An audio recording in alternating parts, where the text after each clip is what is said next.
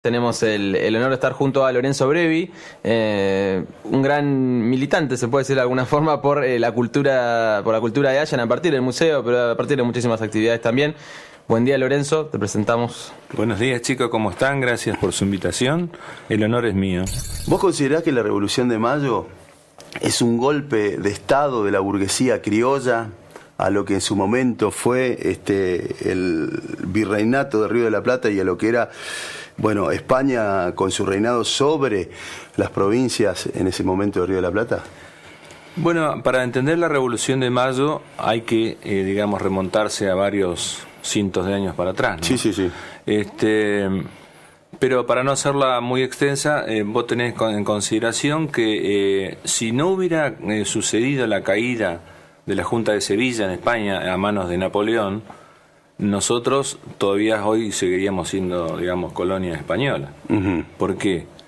Porque se entendía a la colonia de Buenos Aires, a la colonia, digamos, del Río de la Plata, ya era considerada española porque había, digamos, generaciones de españoles, de comerciantes españoles, digamos, la sociedad estaba basada sobre una hispanidad, digamos. A nadie se le podía ocurrir pensar de que algún día íbamos a desprendernos, digamos, del yugo hispánico.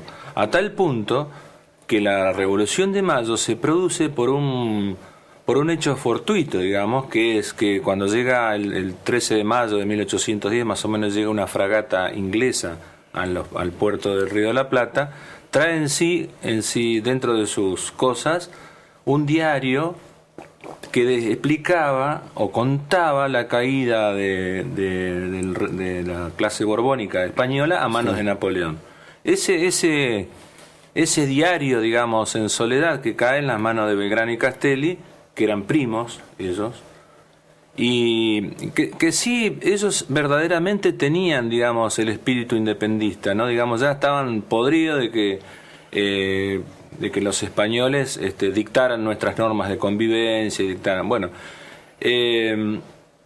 entonces a partir de ese 13 de mayo, cuando Castelli, que fue la voz de la revolución, que era el orador de la revolución, era el que llevaba adelante los discursos fuertes, pesados, digamos, para poder independizarse, se junta en la famosa jabonería de Vieyte, digamos, y empiezan los patriotas a pensar de que al haberse caído la Junta de Sevilla o el rey, ellos ya no tenían, digamos, nosotros ya no teníamos regente, digamos, claro, ¿no? Que teníamos la posibilidad. Así que, si vos me permitís esta licencia, digamos, de personal y objetiva, digamos, subjetiva, perdón, de la Revolución de Mayo, la Revolución de Mayo se basa sobre dos elementos fundamentales. Los patriotas, Castelli, Belgrano, Moreno, que realmente tampoco eran comerciantes, eran simples. Belgrano era inclusive fue claro, representante del gobierno español acá. Y los grandes comerciantes monopólicos que pretendían negociar con Inglaterra, que los dejaran negociar con Inglaterra. De hecho había contrabando ya, ¿no? Pero no en forma legal, digamos. España no permitía que se negociara con otra potencia que no sean ellos. Y esto, bueno, buscando nuevos horizontes, digamos, los liberales, por decirlo así, de la revolución, apoyaron la revolución, por supuesto, con dinero, con armas y con todo lo que tenían que apoyar. Que fue la nueva burguesía criolla. Sí, ellos ya se denominaban la burguesía, claro, digamos, en el Buenos Aires del 1810, nosotros habíamos repelido, digamos, como ciudadanos de La Plata, del Río de la Plata, porque no se llamaba Argentina, del Río de la Plata, se repelió la invasión inglesa, las invasiones inglesas. Apenas 3 años antes de la Revolución de Mayo. El mayor esclavista de la ciudad de Buenos Aires, ¿qué quería decir esclavista? Que el mayor stock de esclavos, digamos, que para poder revenderlo era Martínez de Oz, José Martínez de Oz. O sea, este nombre nos suena a nosotros en la contemporaneidad, que vino a destruir a esclavizarnos nuevamente. ¿Viste? Después de 200 años seguían siendo esclavos. Y que lo vemos también en uno de los pabellones de la Sociedad Rural Argentina. Sí, la Sociedad Rural, bueno, qué decirte hoy, ¿no? Digamos, claro, son los mismos que Bueno, esto es una opinión más sí, política, pero desde el punto de vista real. de la sociedad en la que vivimos son exactamente los mismos que hace 200 años. Por eso la revolución, para mí, seguramente algunos historiadores no estarán de acuerdo con esto o no lo querrán decir, pero está teñida, digamos, de una ambigüedad. Está basada sobre una necesidad de, al haberse caído la Junta de Sevilla, pero también está basada en una necesidad de abrir el mercado hacia Inglaterra fundamentalmente, que era la que, digamos, a nosotros nos seducía, lo que paradójicamente habíamos repelido hace 3 años atrás, ¿no? En 1889, cuando se realiza la campaña del desierto, este territorio, digamos, queda en manos del Winca, del blanco, digamos, y las grandes familias, como vos decís, se distribuyeron la tierra. En esa distribución, el general Roca, el general Fernández Sor, todos los generales, digamos, obtuvieron la mayor cantidad de calles que tenemos en la ciudad de La Toalla. Claro. Así que en manos de esa y mucha tierra quedó en manos de los soldados que digamos, se les daba estas tierras como darle un terreno en la luna, digamos. La famosa ley de premios fue en su momento. Sí, darle un terreno a un soldado que, viste, analfabeto, que a lo mejor venía cansado de luchar, darle una tierra acá era como darle un terreno en la luna. Apenas se lo daban, afuera de la oficina estaban los grandes terratenientes comprándole por moneda, digamos eso. Bueno, se distribuye la tierra e inicia un proceso de colonización, digamos, entre comillas, ¿no? Allí empiezan a venir los colonos, a pesar de que ya había algunos. Acá, por ejemplo, en Allen, el primer colono reconocido fue José Escales, que ya tenía en la zona de Guerrico una estancia, una especie de estancia. Los primeros colonos llegan al valle a través del Villarino, desde Viedma, y vienen en carretas. Sí, vienen detrás, movilizados, digamos, en la retaguardia de la conquista del desierto. Vos tenés que considerar que la conquista, digamos, no sé si llamarlo conquista, bueno, la campaña, por decirlo de alguna manera, no vino de un solo lugar, sino que fueron 3 columnas, digamos, bajaron de Mendoza, todas a la estación Limay, o a la estación Confluencia en ese momento, que era donde está el Fortino ahí en la caminera, digamos. Sí. Hasta ahí llegó porque no se podía cruzar. En la rotonda de Cipoletti. Sí, no se podía cruzar porque del otro lado, primero los indios se hicieron fuertes, digamos, en la orilla sur del río, y segundo porque era tan caudaloso que era imposible hacerlo. Después, con el tiempo, se fue haciendo en balsa y después, por supuesto, con el puente. Eso. Así que la primera gran oleada, digamos, de gente de esta campaña llegó hasta la estación de Confluencia, que era el proyecto original. Detrás de la caravana venían todos los comerciantes, digamos, los famosos turcos, la gente que venía para proveer, digamos, y para tomar posición, digamos, en las tierras que se iban a ir ocupando. El primero acá fue Escale, que Escale, digamos, no estoy muy seguro, no estamos muy seguros, pero José Escale ya en 1886 ya se establece acá, antes prácticamente que la campaña del desierto, porque hay que decirla que la campaña del desierto, la exitosa, entre comillas, la tristemente exitosa campaña fue en 1889, pero en 1850 ya Juan Manuel de Rosas había establecido en el fuerte de Cholechuel una comandancia y había hecho, digamos, convenios, acuerdos con los indígenas de ese momento, que fueron los que después fueron, digamos, ignorados por la segunda campaña del desierto. Rosas convivía con los grandes caciques y me da la impresión que en esa oleada vinieron algunos que después se fueron quedando, digamos, en el territorio. En lo que es Allen, en 1886 prácticamente ya estaba don José Escale con un molino harinero. ¿Dónde se había instalado en la zona particularmente? De en la zona de Guerrico. Sí. Después en 1898 creo que fue la gran inundación, viste que lo mismo que en Roca viejo sucedió, pueblo, que fue la venganza de Saigüeque, que le llaman, porque justamente cuando en 1898 cuando viene el tren a inaugurar, digamos, el ramal Bahía Blanca, estación Limay, se detiene, no puede avanzar en Chichinales, pues justamente el día de la inundación. Y el general Roca tuvo que inaugurar el tren allá en Chimpay.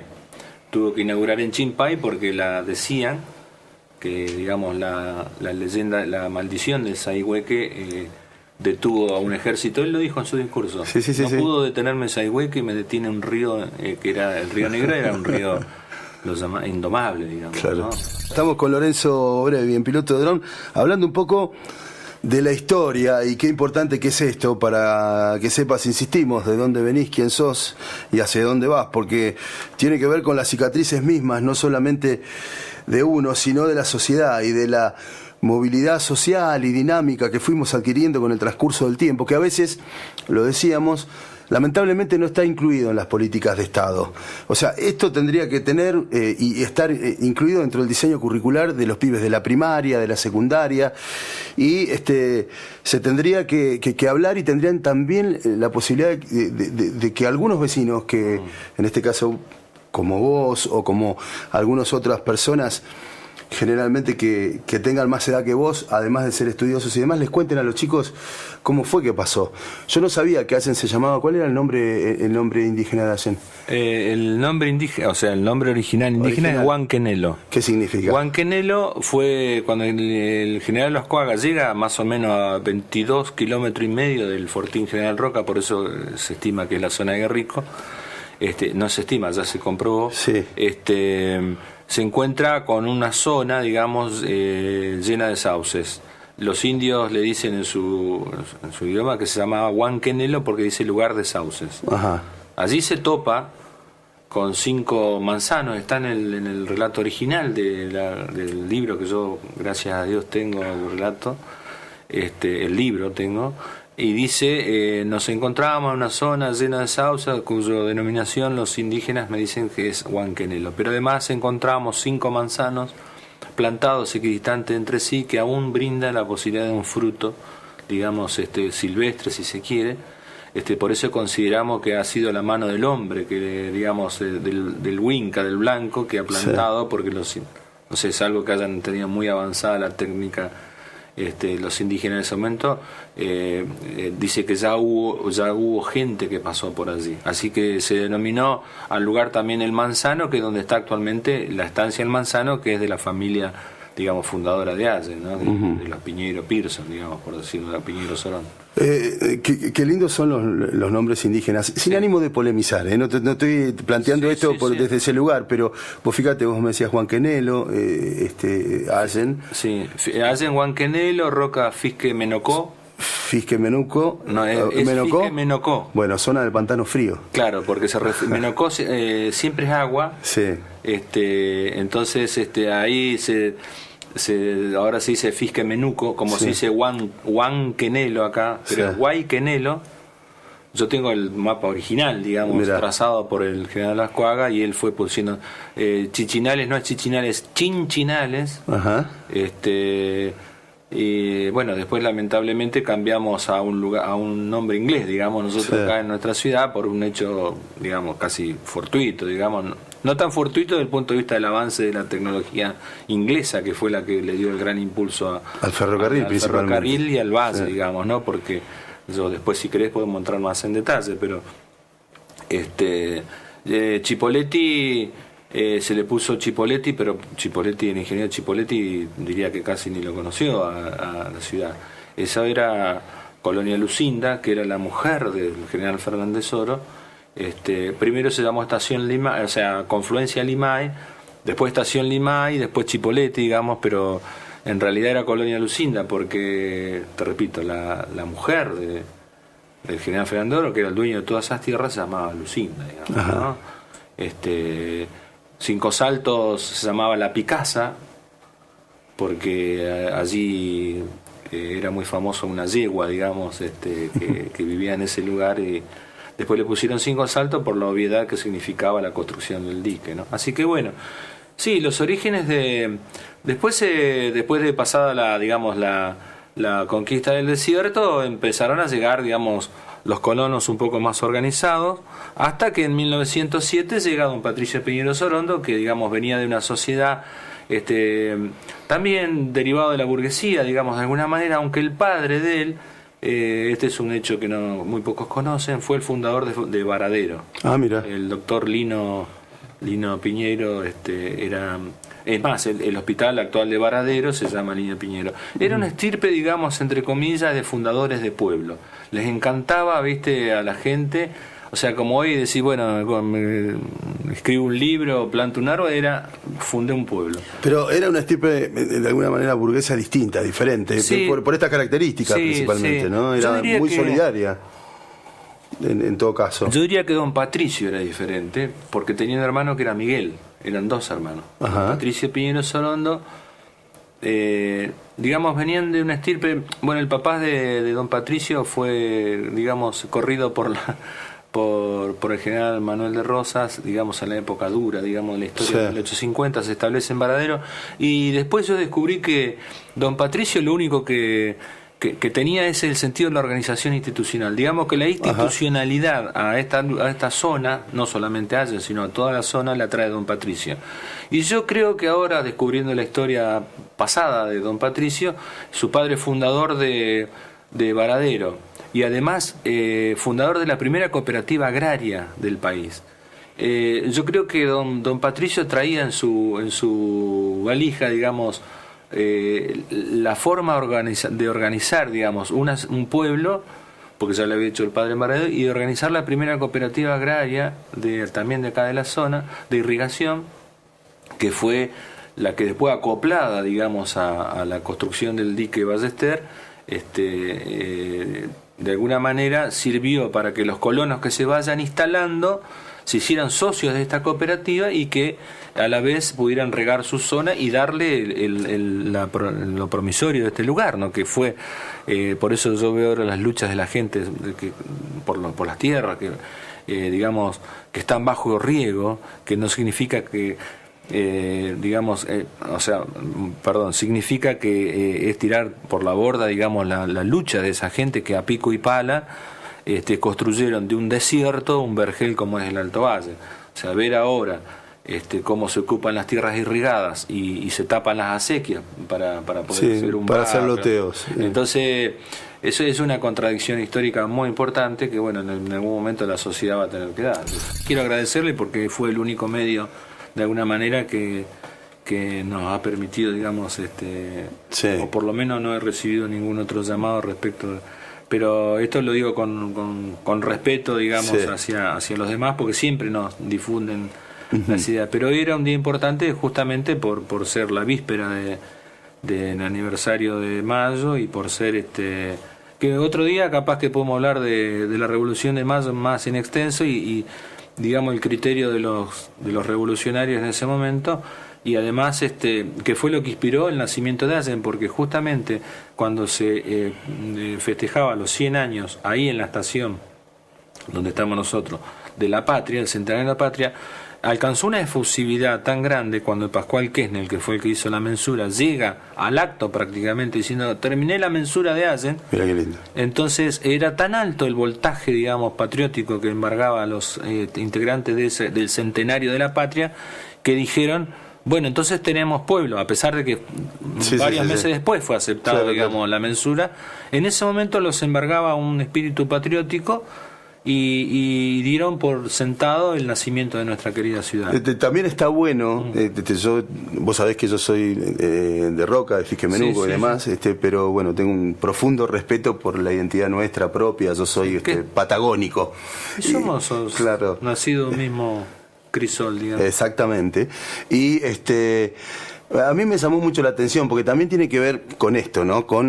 Hay como formas instaladas que hay que romper y que en los últimos años muchas se rompieron.